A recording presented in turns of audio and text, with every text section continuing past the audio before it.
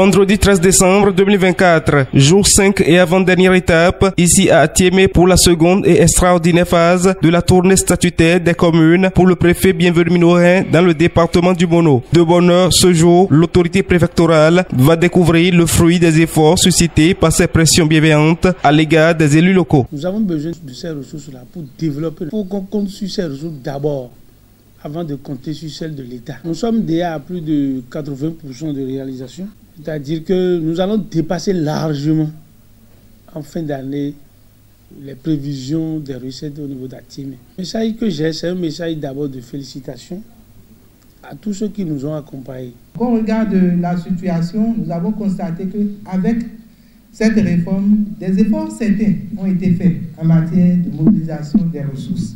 Mais tant qu'il reste à faire, rien n'est encore fait.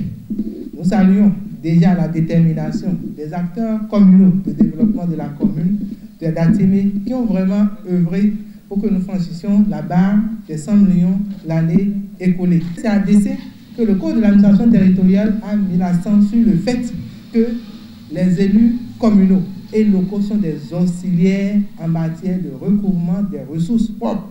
Dans ce cadre, chacun, en ce qui le concerne dans sa juridiction administrative, doit travailler pour que la mobilisation des ressources soit vraiment une effectivité au niveau donc de la commune. Monsieur Fadouan n'est pas élu, il n'est pas CA, il n'est pas maire, il n'est pas chef de village, il est juste un simple citoyen. Mais par amour à Atiémé, a pris une très belle initiative que nous allons mettre à l'échelle de tout le département. Il a choisi depuis un certain temps de primer les meilleurs agents collecteurs de la commune. Chaque mois. Je voulais sincèrement vous féliciter pour ce geste patriotique et citoyen et encourager d'autres à vous emboîter les pas. La commune d'Atiémé qui longtemps s'est mise en bonne marche, fait école et s'illustre parmi les meilleurs élèves en matière de collecte des ressources financières au profit de la cité. Des citoyens à l'image du sieur Mathias Fagboyon, on en veut toujours. Qu'est-ce que nous avons pu faire à Atiémé? Qu'est-ce que nous avons prévu?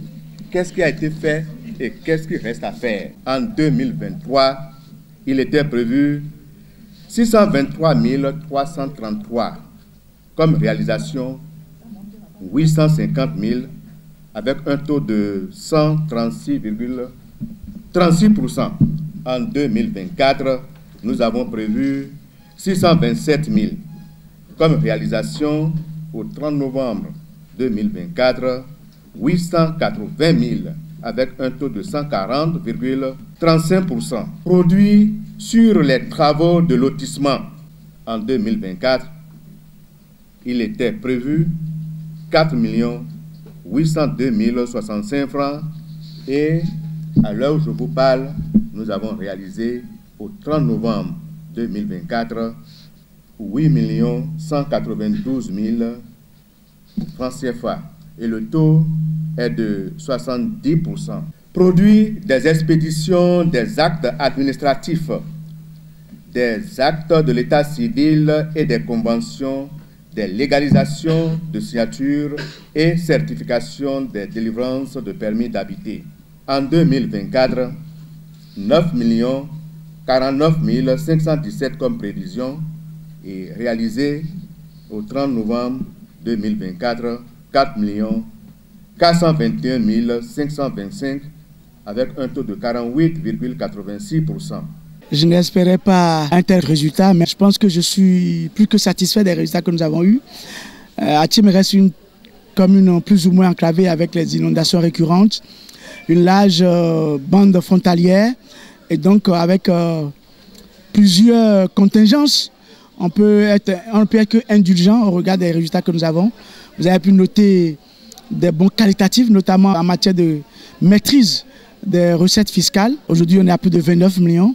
Je pense que le pont de Atiémé qui donnait à peine 1 million le mois, aujourd'hui, le maire nous dit que le minimum qu'ils reçoivent chaque mois, c'est 2 millions. Donc voilà déjà des maîtrises de terrain, de poches, d'évasion qui se font sentir. Et on ne demande que ça. Nous n'avons pas manqué de rappeler aux chefs de village qui restent quand même les maillons faibles en matière de mobilisation parce que pour tout ce qui concerne les manifestations à la base, la mobilisation reste très faible. Je crois que j'ai pu les motiver et ils ont pris l'engagement de jouer pleinement cette partition afin que tout ce que nous enregistrons quotidiennement comme perte à ce niveau puisse revenir à la mairie. Au terme des échanges, le préfet du département a dit ses encouragements au maire Saturne Danso et exhorté les chefs quartiers et villages à redoubler d'ardeur. D'autres sujets tels que ceux liés aux règles qui régissent la vie sociale et ceux liés à la restriction des mouvements frontaliers vers les pays voisins ont aussi été abordés.